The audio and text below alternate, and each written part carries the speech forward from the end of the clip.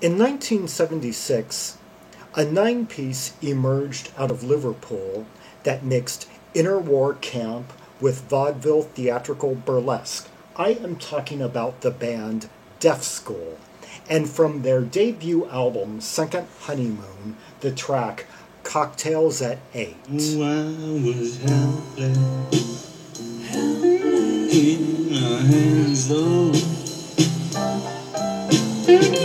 sweet. See the already we've got this kind of loungy down setup in the works. Mystery of life is there, a whiff of moonlit. Yeah, that whole kind of like a film noir type setup, like a guy, a lady killer, kind of taking a blow. Silver sands, oh,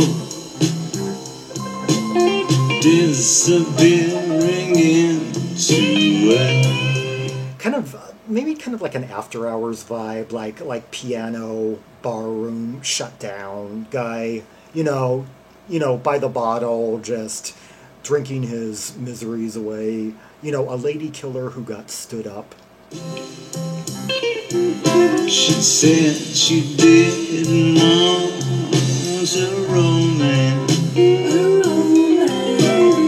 I love the multiple vocalists we have in this band doing different roles. Like here we have the primary frontman, Enrico Cadillac, aka Steve Allen, giving us this kind of like drunken lounge vocal here. And the female in the background, that is Betty Bright, the band's like torch singer, who also has her share of, well, a few lead vocals on the album. And we also have another vocalist, but that's another matter. Just something casual to wear. And appreciate the instrumentation too. You were hearing light guitar licks from either Clive Langer and Steve Allen. Okay, Clive Langer, yeah. Well, Clive Langer, people are multiple credited. Let's just say that the two main musical creative forces behind the band are guitarist, pianist Clive Langer and guitarist, bassist Steve Allen. Excuse me, Steve Lindsay.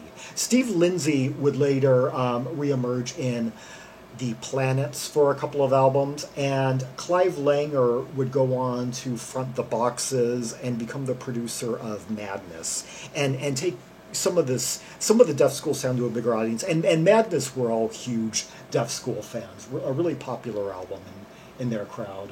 Yeah.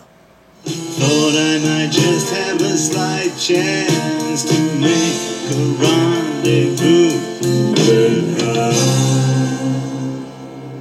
Oh, I love how they. I love the kind of nuance that Betty put into that chord. Like she, yeah, kind of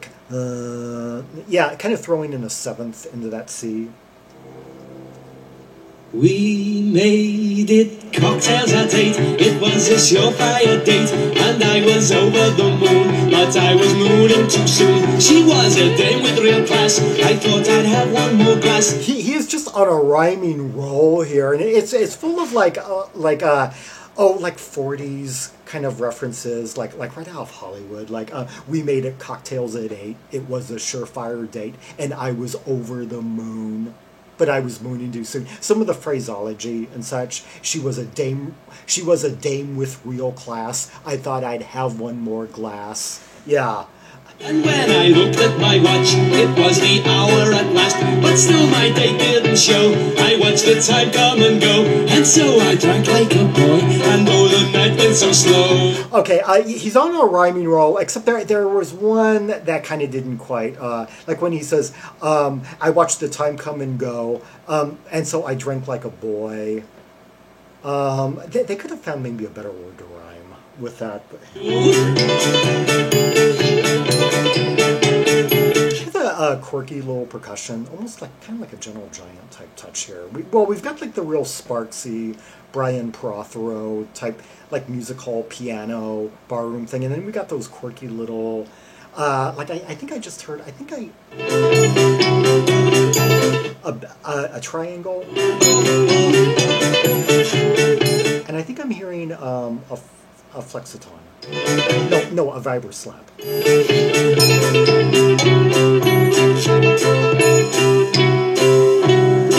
Oh, the way that just kind of like winds down like that gradually over the course of a few bars. Yeah, so like Toy Town.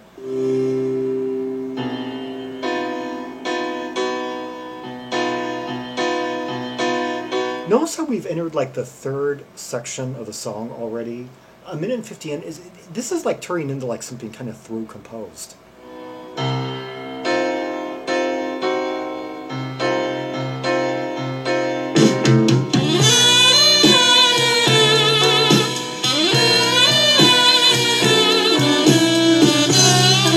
A real like grandiose cocktail section with horns. Yeah, total like kind of like torch song type music.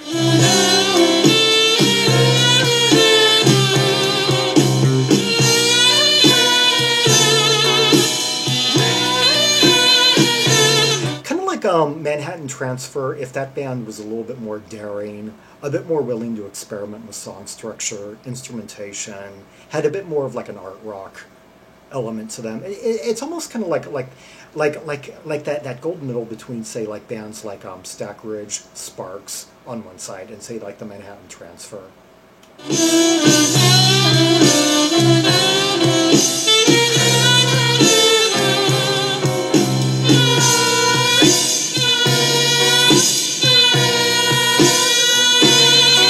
Also showing kind of a slightly bluesy, yeah, jazz blues, like with like wordless vocal from Betty Bright here, and some very like powerful sax from who is giving us our Ian Ritchie, yeah. The it used to frustrate me the way that you had so many members and none of them were identified in the photos, and for years there were a few faces and names I wasn't able to match. Like I knew who, like Clive Langer's the one with the glasses, short hair glasses. And Enrico Cadillac is the one with the Clark Gable mustache. Betty Bright is the female. That's quite obvious. Steve Lindsay is in the back photo he's the one sitting highest. Some of the others, like the Reverend Max Ripple. Okay, I guess that became kind of obvious after a while. Yeah, Paul Pilnick, who's only on this album, is the guy with kind of the carpet fringe hair. Yeah, he had been in Stealers Wheel. And then for a long time, it took me a long time to... Tim Whittaker's the guy with long hair, the drummer. Yeah.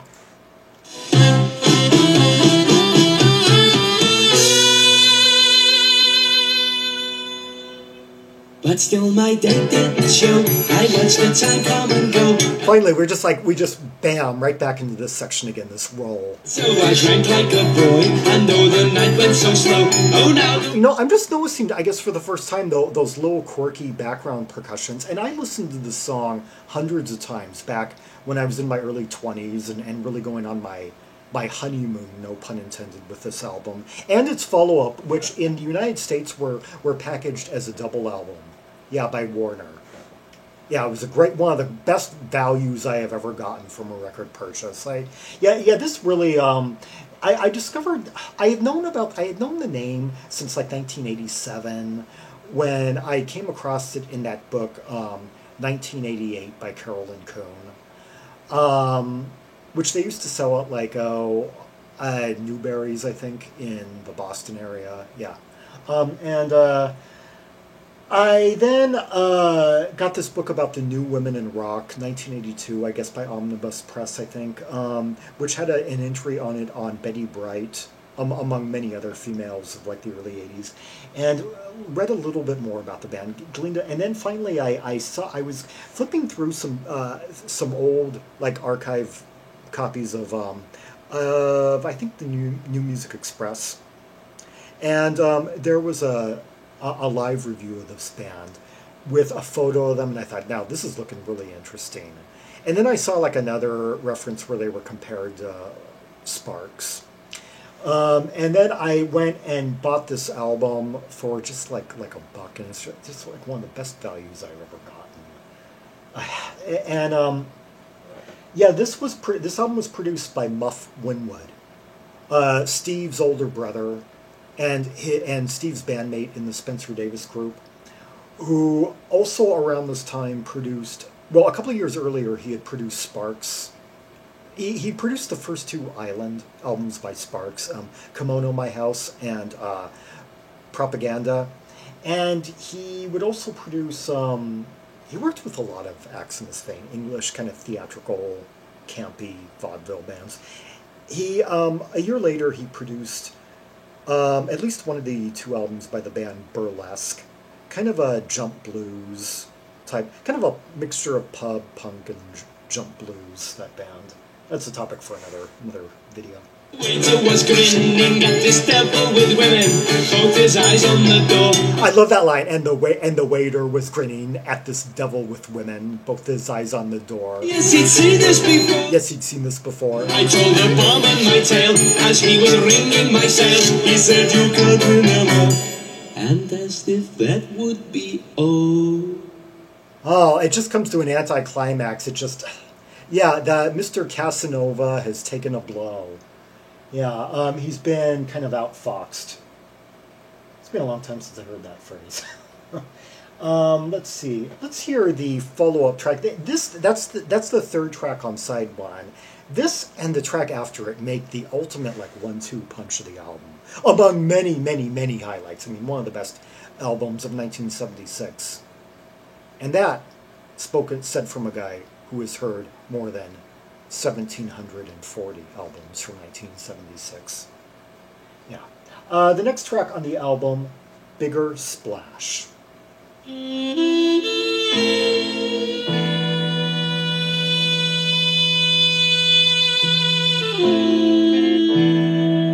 Oh, once again, kind of like, this one kind of contains sort of a 1940s, like, Hollywood silvery moon type vibe. I don't know, maybe sort of like a scene from Casablanca or something. I'm picturing like a film with like, I don't know, Humphrey Bogart and Lana Turner, or maybe like James Cagney and like Veronica Lake or something.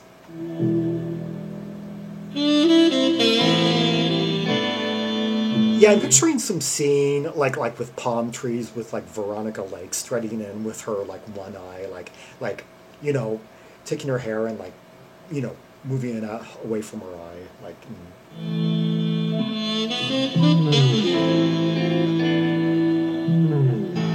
Oh, notice how the smooth bass line really guiding that sax. Yeah, Steve Lindsay and Ian Ritchie giving us some really strong interplay here. Do you really mean to say that it's all over and we've had our day? Oh, I love these lyrics, and I love the kind of fairy-esque croon that he's giving it. Do you really mean to say that it's all over and we've had our fling? How can you mean it when you sleep already? This is walking on autumn leaves. This is walking on autumn leaves. Yeah, such imageries. It's just a melodramatic song. We're about to get some real great harmonies here, and some trade-offs between the vocalists and the band. Sing along, sing along, make it dance, a bigger splash, a bigger splash. Oh, the buoyancy of this, the jubilation, the way they're trading off, just that, we go from that really plaintive, almost kind of like weepy slightly, kind of like sunset-y, you know, reflective verse, and now we're going into this big, grand blow-up of a chorus. Make it dance, a bigger splash, a bigger splash. Make it dance. And those also the rolling, just kind of almost like funky rhythm section we got going on. Yeah, some good here. That was kind of like circular ringing riffs. And A bigger splash, a bigger splash. this kind of has a slight Motown, I guess, quality in the rhythm section. I'm hearing some like tambourine Make it dance, a bigger splash. You could just picture like Betty Bright, probably like in her, I don't know, Jessica Rabbit type get up. They were really campy visually. They a lot of them had kind of like thrift store versions of like 40s Hollywood looks. Like Enrico Cadillac had his kind of Clark Gable get up and such. Yeah, Betty Bright was often camped out, and I could imagine her wearing like opera gloves and such, and having, oh, her hair, I guess, differed from night to night.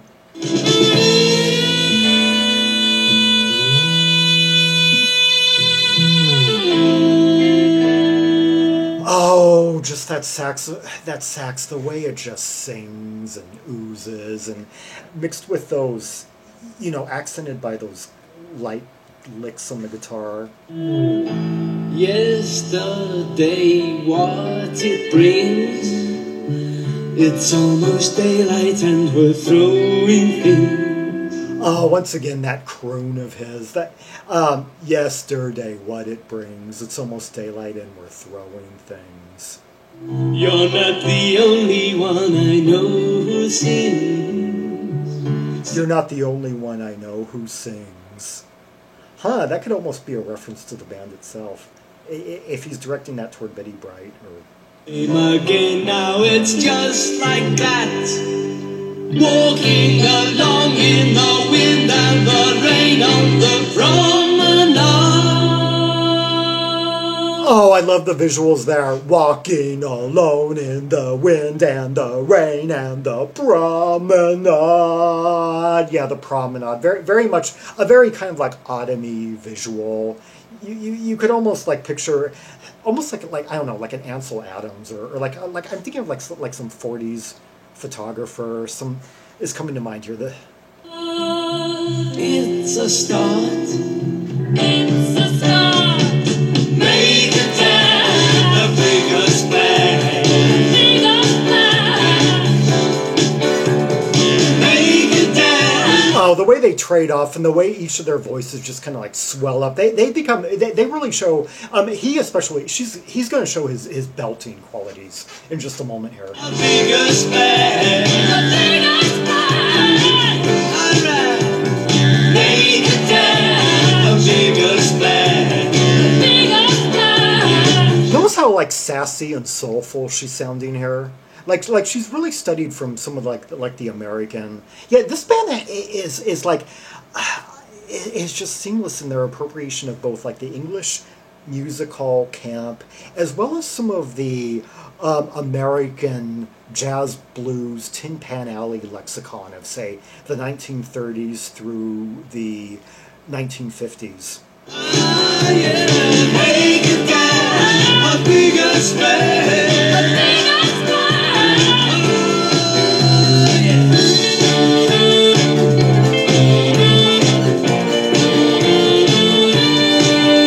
And this band also has like great musical sections too that are just lavish, that expand on the song, that like here we're hearing some chords that we haven't heard elsewhere, where we're going down this kind of like descent that's really just that encapsulates the bodily rush that the song is meant to convey.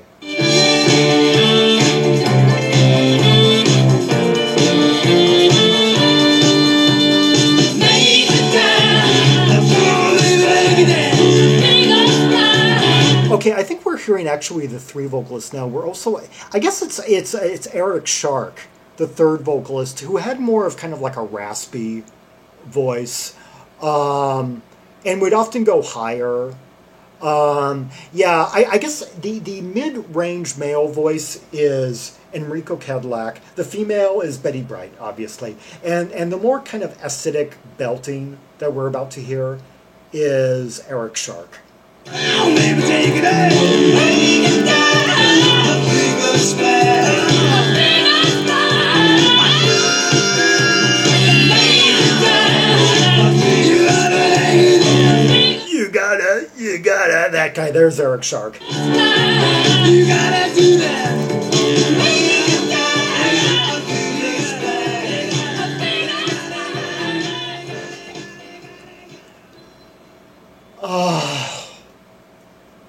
Cathartic, yes. Pop music just doesn't get any better. Yeah, this band had everything. Dynamics, showmanship, theatrics, pizzazz, style, you know, just an amazing mastery of a whole broad lexicon of influences from both sides of the Atlantic, brought together in this very original, unique synthesis. Yeah, with charisma and just great vocals, musicianship, and in-house songwriting. Yeah.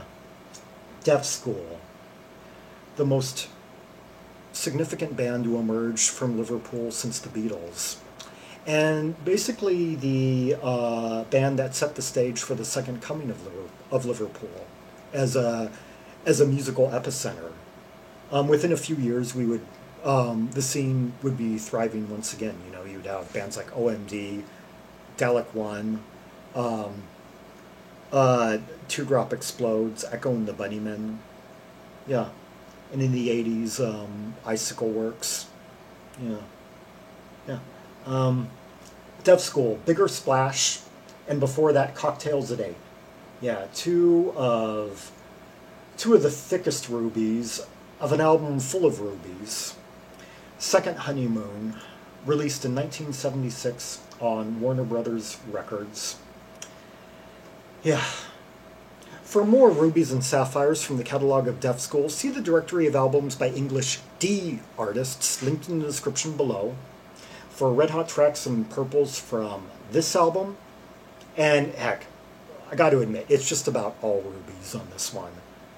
As a matter of fact, if you want the advice of a guy who has listened to more than 17,000 albums from released between the late 50s or like the mid 50s and